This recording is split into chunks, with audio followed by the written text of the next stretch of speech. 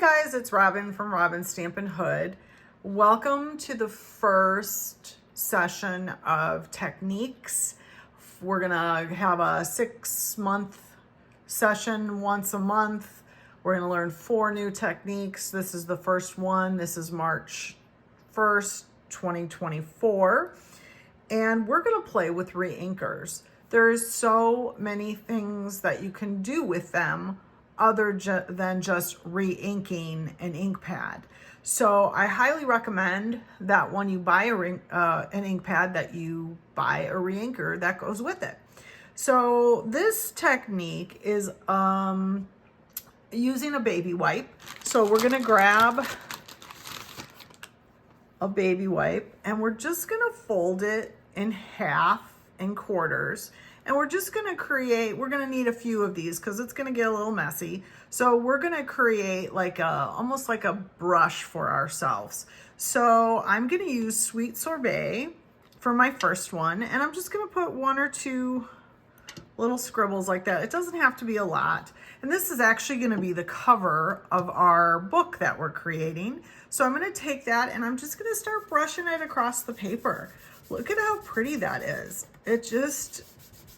It's so dark and it's so vibrant when you do it directly to the paper like that. So there's the first one. And I am using thick cardstock.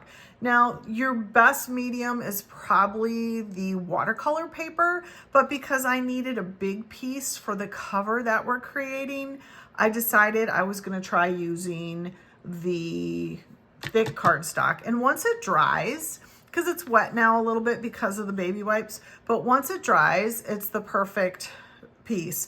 I did a smaller piece and you can see, look at how pretty that is. Super pretty. Like you could use this on a background of a card and all that fun kind of stuff. So I'm going to go in for another baby wipe just because I want clean colors. I don't want to mix my colors too much. So I'm just gonna do that again. I've folded it up like a little piece there and I'm gonna use pumpkin pie is gonna be my next color. And you know what? I might do just a little bit. I feel like I don't quite have enough there. So I'm gonna add a little bit more to my paper or to my baby wipe and just do a little bit more across. Oh yeah, I think that's good. So we'll do that. I think that's plenty. And now let's go in and do our pumpkin pie. So I'm just giving a little circle there, not taking a lot of it. These reinkers will last you a really, really long time. I know I've had some of them since I've started and that was, 23 years ago. So I'm just gonna keep doing that, get myself some stripes happening, do a little bit more, because you don't wanna get too wet with it, but you want to have some, and you'll be able to tell when it starts to get dry. So there you go. There's the next one. I actually feel like this, I didn't get a lot of color there, so I'm just going to touch that up just a little bit. Okay, so I am going to take another baby wipe and wipe my glass mat. Now, if you don't have a glass mat, that's okay. I would recommend using your silicone mat or some kind of mat underneath you that is not going to absorb what you're doing. Okay, I just wanted to dry that. I didn't want to set my paper back down on that. So I'm going to go ahead and do the third and final color. Again, just taking the baby wipe, folding it, and then this color is crushed curry. At least I think it is. This is how old it is. It could be Daffodil Delight, but I think it's crushed curry. Okay, so then I'm gonna just finish this bottom piece and doing that. Wouldn't that make a fun, a sunrise kind of thing? I'm gonna put a little bit more on. Again, I would rather you add as you go than put too much on to begin with.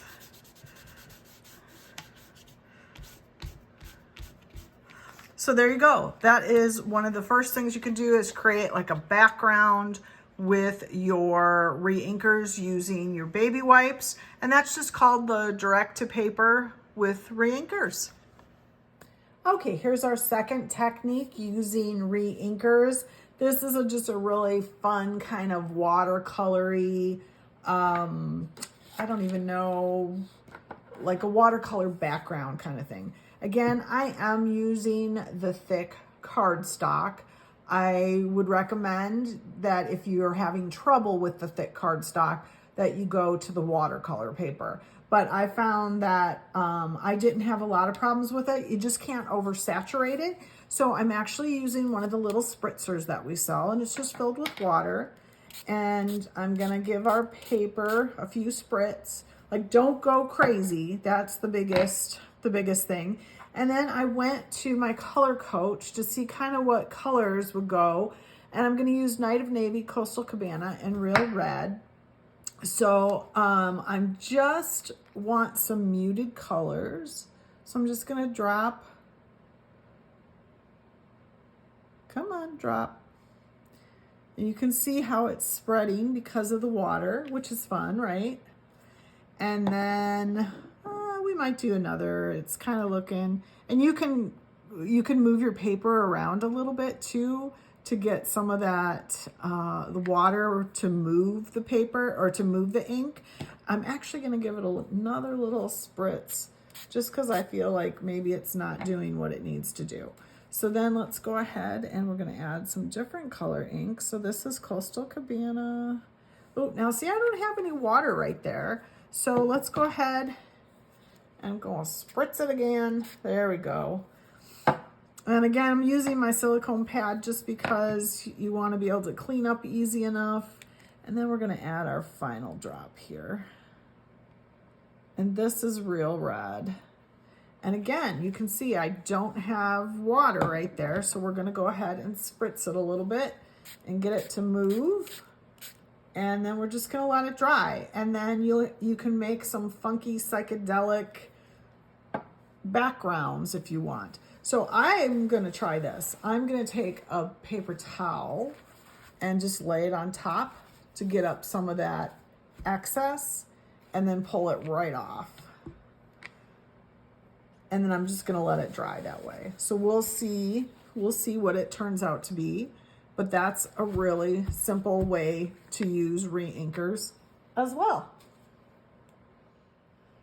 I just wanted to show you that I did go back in and spritz where I had the big drops, and you can see, oops, how it spreads it, which is really what I wanted to do. I wanted to spread it to cover up the white, and that seemed to have helped make that tie-dye effect. Okay, here's our third technique. So I just got these little trays at the Dollar Tree. You can find them in their craft section. Again, using the silicone mat. I am gonna take my water and I'm gonna spritz water into a couple of these because I just need some water in there. I'll get those out of the way from our last technique. And I'm going to use Granny Apple Green. And I'm just gonna do a few drops in there. You can see where it's watering itself down. And I'm gonna use, oops, Pool Party. Some in there. Oops. And I'm going to use Balmy Blue. Okay. So this is the splatter technique. And I'm gonna go from light to dark. So you'll see I'm taking just a cheap paintbrush, and I'm going to do it in, kind of mixing it up a little bit here. Get it nice and saturated, and then you're gonna just splatter it all over your paper. Easy peasy, lemon squeezy. I'm gonna grab my baby wipe real quick. I'm just gonna wipe off the excess so I can move on to the next color. And this was Coastal Cabana. And again, I'm just tapping it to give it that splatter effect.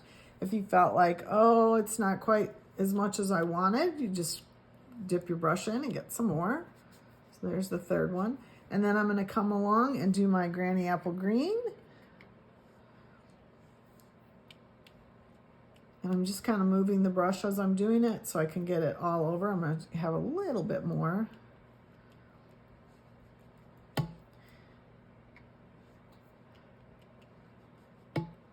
And that, there you go. What a super easy, fun splatter technique. We used to have these air guns that you would hook up to your markers and spritz them that way.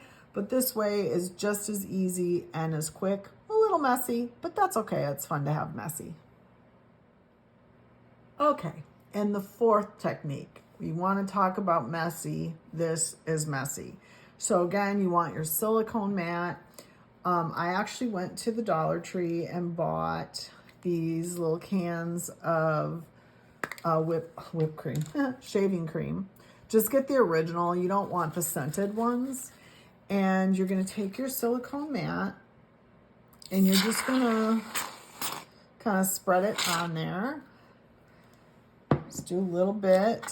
I probably put too much. I'm going to just take my bone folder here and yeah, I put way too much, so don't put that much. And we're just we want an even layer of it. So I am gonna get rid of some of this because we certainly do not need all of that. And again, you want it to be nice and even. So I'm just gonna try to even her out here a little bit. I'm not doing very well here, am I? Okay, you get what I mean. There we go. That's a little better. All right. So you want it to be nice and even on your silicone mat. I'm just cleaning it off a little bit so we can move on to the next thing here. And then you're going to take your reinkers, and I'm taking Pool Party. I can open it. Pool Party. And I'm gonna just kind of drip it around there.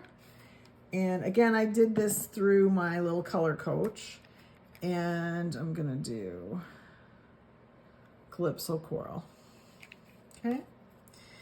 And you can take your bone folder or a popsicle stick, whatever you have, and you're just gonna kind of create lines with it like that, all right?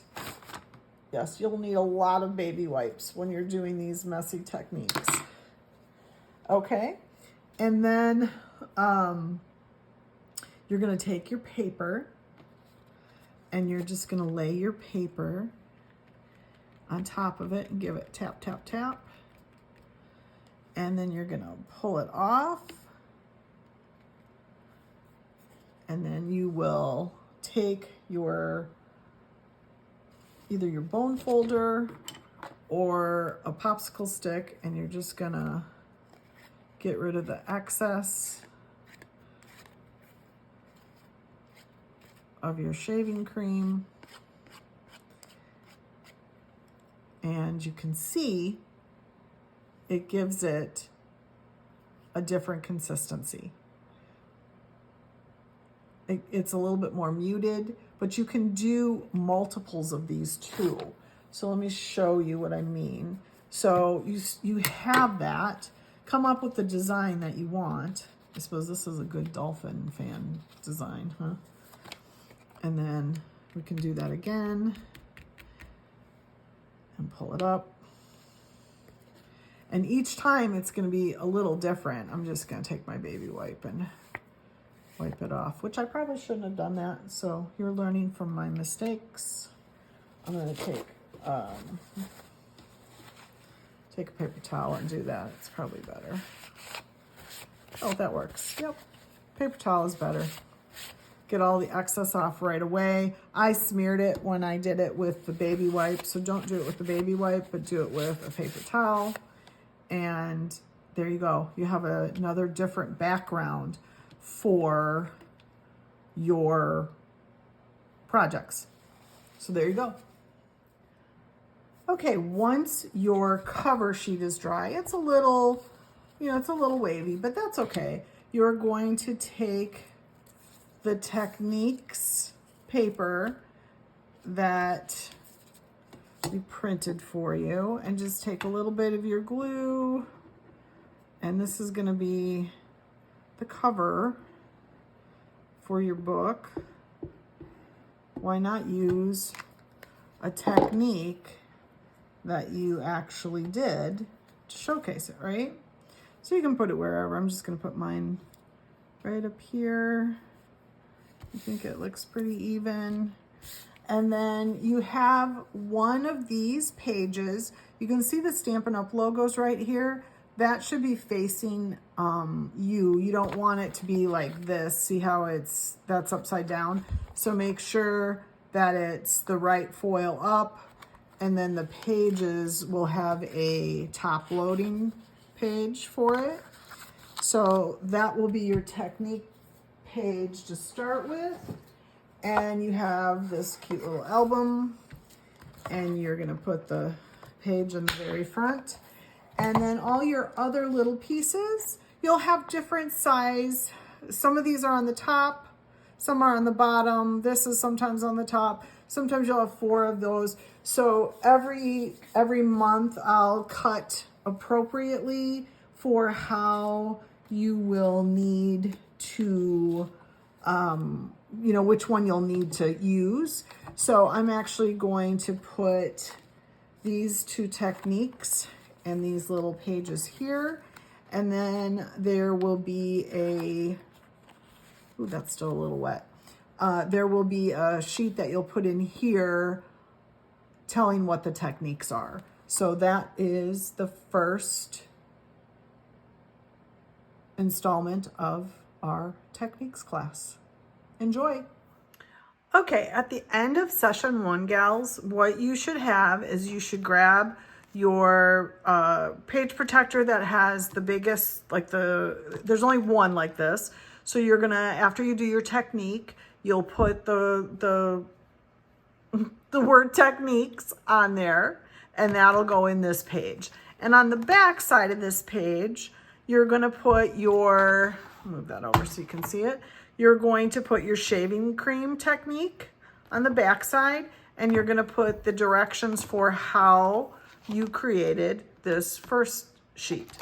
And then on the second one, you're gonna want, to fit everything that you have, you're going to want the page protector that has an opening at the bottom that's long, and then 2 of these shorter ones. So you can always tell if you're going the right way because the Stampin' Up! Logo will be facing the right way for you. So that's how you put, how you're gonna start your book as you do the techniques. I hope that makes sense. And you can see I put a little arrow pointing up to what each one is. It makes it a little weird because not all of them have a 4-page. Some of them have the 4-page, but most of them have this big slot and the 2 little slots. So I'm just making it the best I can so you can reference it later.